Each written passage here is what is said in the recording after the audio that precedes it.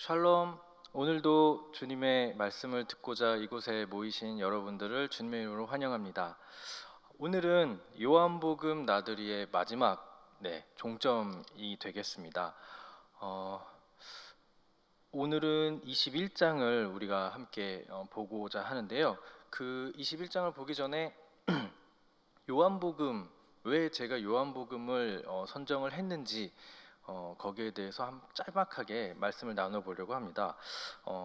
요한복음은 굉장히 독특한 특성을 가지고 있습니다. 첫 번째로 구약과 신약의 총정리라고 할 수가 있겠습니다. 요한서신은 성경에 기록된 이 성경 중에 가장 마지막에 기록된 책들로 꼽습니다. 그 중에서 그러니까 사도 요한이 요한복음과 그 다음에 요한서신 1, 2, 3 그리고 요한계시록 이렇게 5권을 이렇게 썼는데 그 중에서 요한복음이 신구약을 총정리를 하는 그런 책이다라고 보는 까닭은 서신서와 계시록의 그 어떤 제한적인 분량과 주제가 이렇게 제한되기 때문에 이 요한복음 기독교의 핵심이라고 할 수 있는 예수님에 대해서 이 구약과 이 신약 전체를 아우르는 엑기스라고 볼 수가 있습니다. 그런 특성을 가지고 있습니다. 두 번째는 요한복음에 기록된 배경인데요. 이것은 선교를 위해서 기록이 된 책이라고 합니다.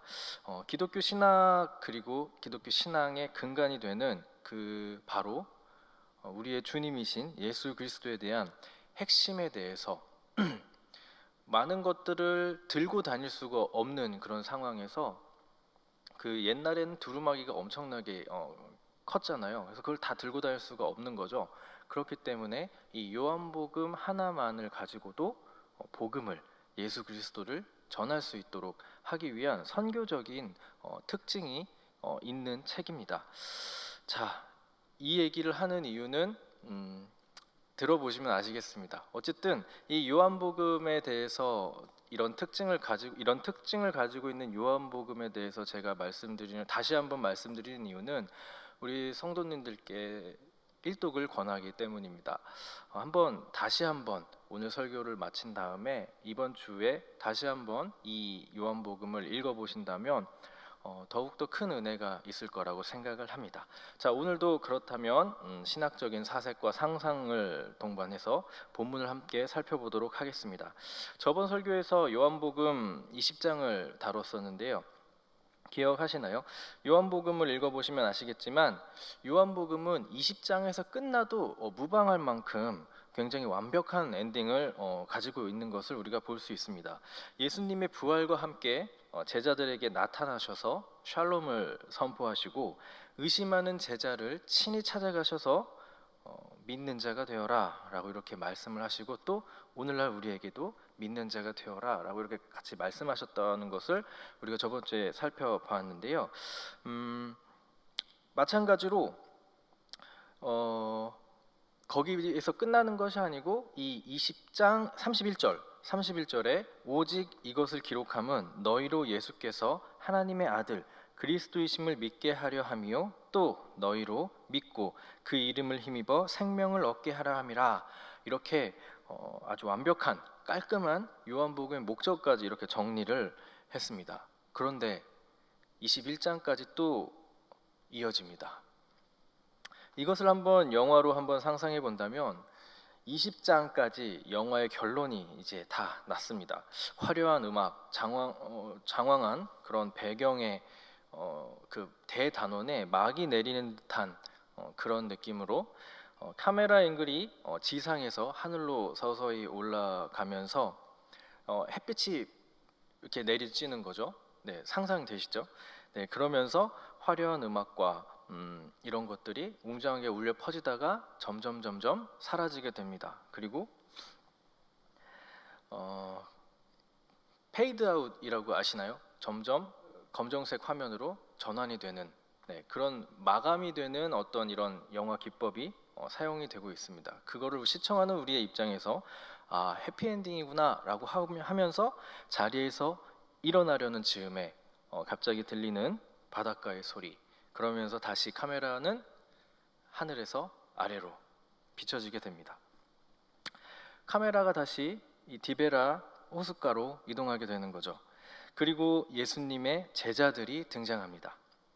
베드로, 토마, 나다니엘 등 제자들이 이렇게 나타나게 되는 거죠. 자, 그렇다면 여기에서 우리가 상상할 수 있는 것 어떤 게 있을까요? 이 결론이 되기 전에 예수님께서 그렇게 약속을 하시고 선포하시고 제자들에게 그렇게 말씀을 하셨던 그런 것들을 제자들이 이제 이루어지는 어떤 성취하는 그런 모습들을 우리가 기대할 수 있지 않을까요?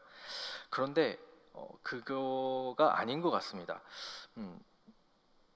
그런 능력을 펼쳐지는 걸로 이 이야기의 에필로그가 끝나는 건가라고 할 때쯤 베드로가 이렇게 말을 하게 되죠. 나는 물고기를 잡으러 가려 한다. 이게 무슨 말입니까? 이게 무슨 말인가라고 생각을 할 때쯤 다른 제자들이 입을 열어 이렇게 얘기를 하죠. 함께 가자. 그리고 제자들은 고기를 잡으러 갑니다. 그리고 고기를 잡는 장면이 보이게 됩니다. 참 어처구니 없는 장면이 아닌가 싶습니다. 예수님의 부활을 목도하고도 약속을 또 받고 그런 제자들의 모습을 우리는 앞에서 보고 왔는데, 근데 제자들이 그런 것이 아닌, 예수님의 길을 따르는 것이 아닌 바로 다시 바닷가로 돌아가서 물고기를 잡는 그런 행위를 하고 있는 그 모습들은 우리는 당황하지 않을 수 없습니다. 그런데 이 말씀을 묵상하다 보니까 저의 모습이, 이건 나의 모습이 아닌가라는 생각을 하게 되었습니다. 어쨌든 날이 새도록 고기를 낚지만 허탕하고 있는 그런 제자들의 모습을 성경에서는 그리고 있습니다. 그런데 제자들의 그 모습을 먼 발치에서 그 호숫가에 서서 보고 계시는 분이 계셨습니다. 네, 바로 예수님이셨는데요. 예수님이 그것들을 가만히 밤이 새도록 지켜보시면서 어떤 마음이 드셨을까요? 제가 예수님이었다면 굉장히 허탈했을 것 같습니다. 그리고 욕을 이렇게 하지 않았을까, 그런 생각이 듭니다. 예수님께서 참 저 같지 않다는 거가 다행이라고 생각이 됩니다. 예수님은 한참을 지켜보시다가 이제 아침이 이제 점점 되고 있었던 그 시점이었던 것 같아요. 예수님이 지켜보시다가 제자들에게 이렇게 말을 건넵니다. 이 친구들, 고기는 많이 잡으셨는가? 이 물음에 제자들은 못 잡았으니까 못 잡았다라고 얘기를 합니다. 그때 예수님은 다시 말을 건네십니다. 배 오른편에 그물을 던져보라. 제자들은 그 말을 그대로 이행하게 되죠. 어떤 일이 벌어집니까? 그물이 찢어질 만큼 엄청나게 많은 고기들이 잡히게 됩니다. 네, 베드로는 단번에 알아차립니다. 주님이시다. 그리고는 곧장 바다로 뛰어들어 호숫가로 뛰어들어서 헤엄을 쳐서 육지로 나오게 됩니다. 다른 제자들도 얼른 그물을 건지고 작은 배를 타고 육지로 오게 됩니다. 예수님은 뭘 하셨느냐? 혼냄을 준비를 하시는 게 아니고 숯불을 준비하고 계셨습니다. 그 숯불을 통해서 떡과 고기를 굽고 계셨습니다. 바로 아침을 준비하신 거였는데요. 그리고는 그 제자들에게 아침을 먹자고 권하시면서 아침을 먹게 됩니다. 아마 눈물의 아침이 되지 않았을까 생각합니다. 제자들은 이 아침을 주님과의 이 식사 교제를 통해서 성경도 나타났지만 아무도 주님이 아닌지 주님인지 의심하는 사람이 전혀 없었고 모두가 다 주님이다라는 것을 다 알고 있었습니다. 그렇지만 말을 못했죠. 네, 당연히 못했겠죠. 얼마나 민망하고 그런 상황이지 않았을까요? 예수님의 이 식사 교제에서는 예수님이 지상에서 사역을 하실 때 죄인들에게 그리고 창기들에게 세리들에게 함께 밥을 먹었던 것들을 제자들은 기억을 할 것입니다. 제자들이 반대도 했었거든요. 왜 죄인들과 식사를 하십니까? 근데 그 일이 지금 오버랩이 되면서 제자들은 말 없이 눈물을 흘리면서 예수님이 차려놓으신 그 아침을 함께 먹었을 것입니다. 자, 그리고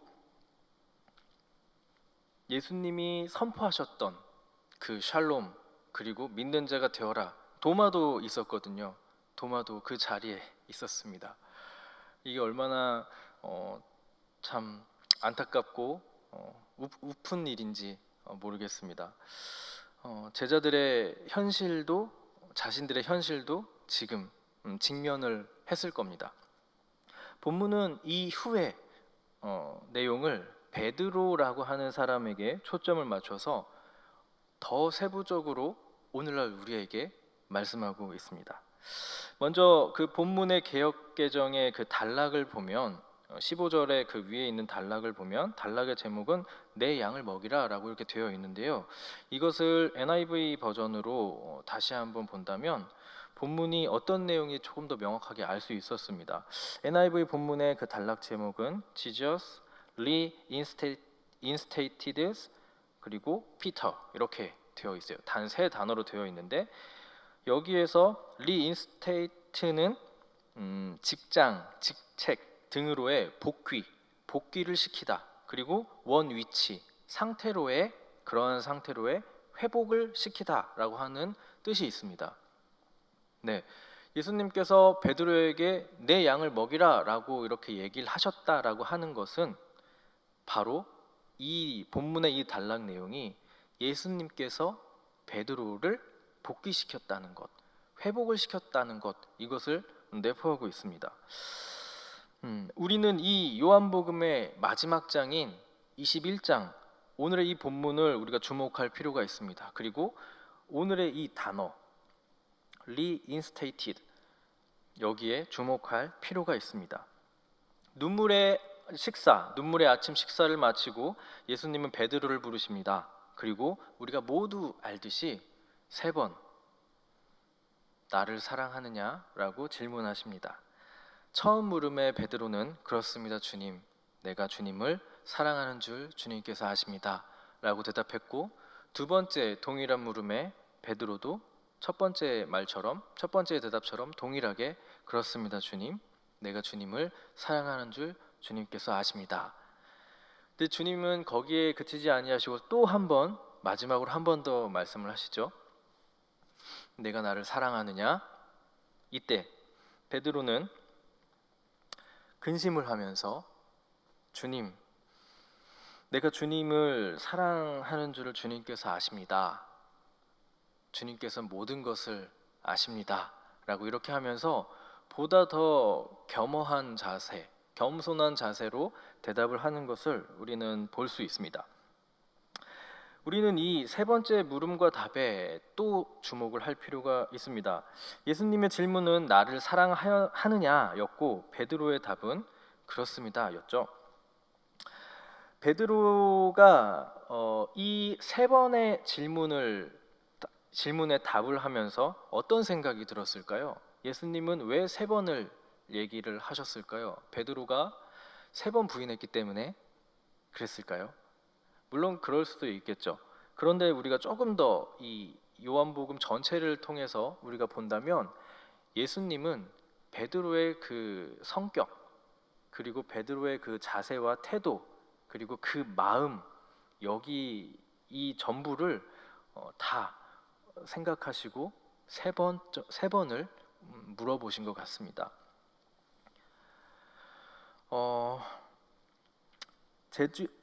베드로는 예수님에 대해서 굉장히 열정적인 제자였죠. 그리고 부인하기 전에도 예수님이 분명히 말씀하셨는데도 나는 절대 부인하지 않겠다라고 호언장담을 했던 베드로입니다. 그런 베드로가 상황이 닥치니 예수님을 부인하게 되는 거죠.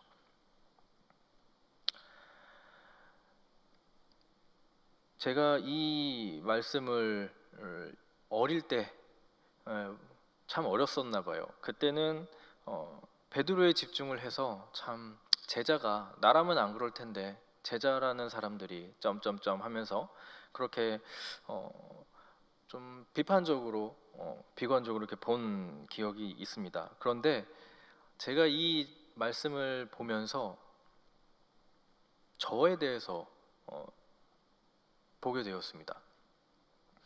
내가 예전에 혀를 찼던 이 제자들의 모습, 그 모습이 지금 나의 모습은 아닌가? 저의 모습이더라고요. 제자들의 모습, 예수님이 부활하심에도 불구하고 요한복음의 저자가 제자들의 이러한 모습을 기록한 이유가 무엇일까요? 오늘날의 우리들에게 하는 말씀이 아닐까요? 제자들의 이러한 태도들 그리고 이런 상황들은 오늘날 우리들의 그리고 저의 자화상이었습니다.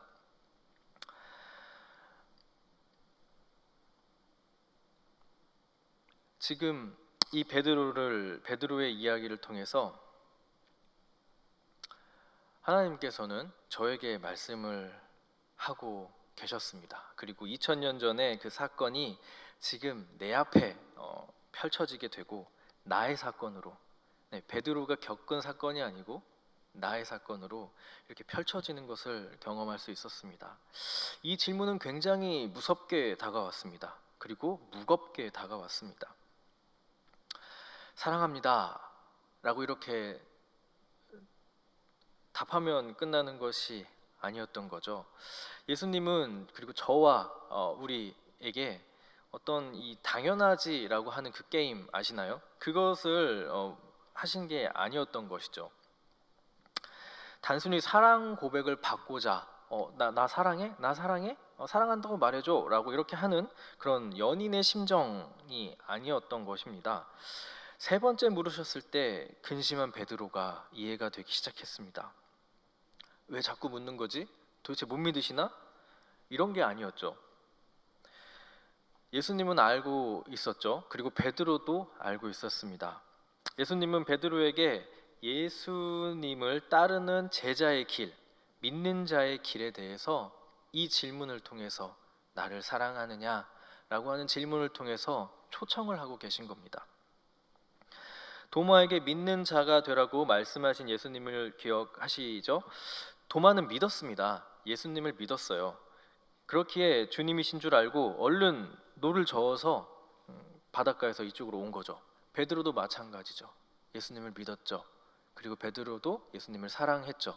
그렇기 때문에 무시하지 않고 예수님이 보여주신 그 상황에 대해서 이런 분은 예수님밖에 없다 하고 바로 달려갈 수 있었다는 거죠. 저번 설교에도 말씀드렸다시피 믿는 자는 단순히 사실을 믿고 이해하는 사람이 아니라 나의 욕망을 예수의 욕망으로 바꾸는 그런 예수를 따르는 제자가 되는 것입니다. 오늘 본문 요한복음 21장은 그 모습을 확실하게 우리에게 보여주고 있습니다. 그리고 베드로를 통해서 더욱더 세부적으로 부각시켜서 우리에게 말씀하고 있습니다. 우리의 모습인 거죠. 예수님께서 하신 일을 알고 믿고 보아도 우린 여전히 온전히 예수를 따르는 제자의 삶을 사는 게 어렵다라고 하는 것을 본문을 통해서 깨닫게 됩니다. 우리가 해야 될 것 먼저 바로 이 점이 아닌가 싶습니다. 아무리 우리가 많이 공부하고 돈이 많아도 예수님을 온전히 따르는 것, 아무리 나의 신념이나 가치관이 명확하고 확고해도 그럴지라도 예수님을 온전히 따르는 것은 어렵다라는 것이죠. 예수님은 베드로의 고백처럼 모든 것을 아십니다. 요한복음의 마지막 21장의 내용이 있는 이유는 오늘날의 우리들 때문입니다. 예수님을 직접 보고도 직접 목도함에도 불구하고 제자들의 모습 보이셨죠. 근데 보지도 않고 믿는 우리들은 더 어떨까요? 물론 복되죠. 근데 그만큼 예수님의 길을 따르는 제자의 길은 어렵다라고 하는 것, 그것들을 우리는 깨닫게 됩니다.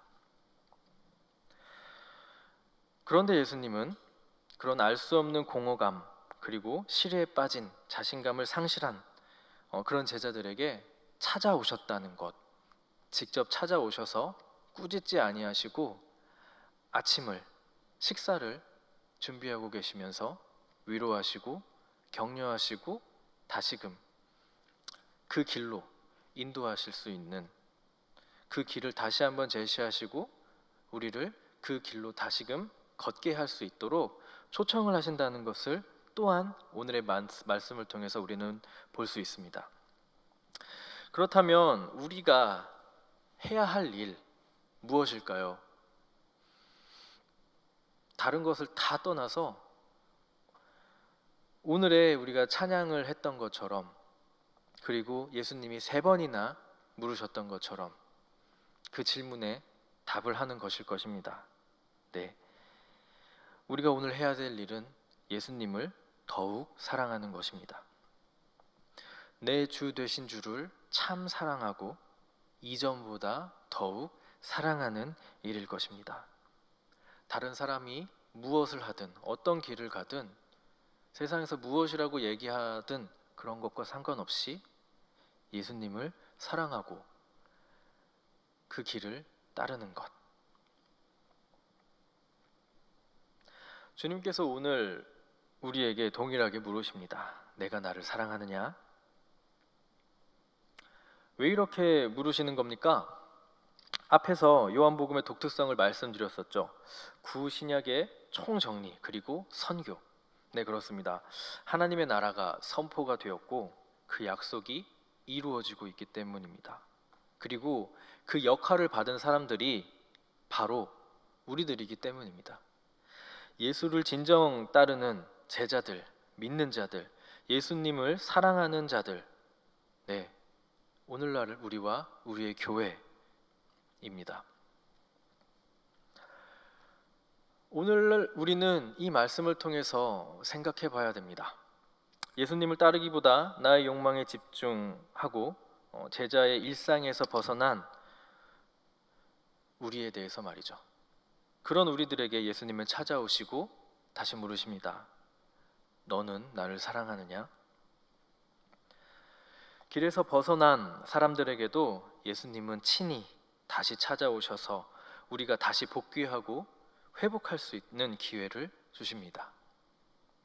우리가 해야 될 일은 앞에서도 말했지만 다름 아닌 예수님을 더욱 사랑하는 것입니다.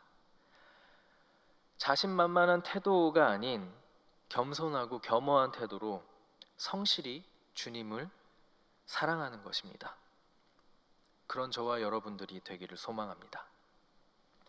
오늘 더 사랑하는 우리가 되기를 주님의 이름으로 문안드립니다. 성경에 있는 말씀처럼 마음을 다하고 뜻을 다해서 우리의 삶으로 우리의 주님이신 예수님을 사랑합시다. 기도하겠습니다. 하나님 감사합니다. 예수님께서 시리에 빠진 제자들에게 그리고 우리들에게 찾아오셔서 다시금 우리를 주님의 길로 초청하시는 그 초청을 오늘 본문을 통해서 우리가 살펴보았습니다. 하나님, 이 세상을 살아가면서 주님을 따르는 것이 무척이나 힘들고 버겁습니다. 그렇지만 주님께서 모든 것을 아시고 우리를 꾸짖지 아니하시고 오히려 격려하시는 모습을 말씀을 통해서 우리는 볼 수 있었습니다. 오늘날을 이 시대를 살아가는 우리들에게도 동일하게 주님은 말씀하십니다. 찾아오셔서 위로하시고 내가 나를 사랑하느냐? 라고 물으십니다. 그 물음에 우리가 답할 수 있도록 도와주시옵소서.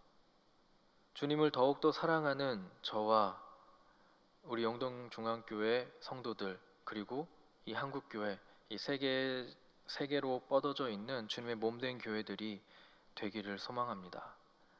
주님 지켜주시고 보존하시고 보호하여 주시옵소서.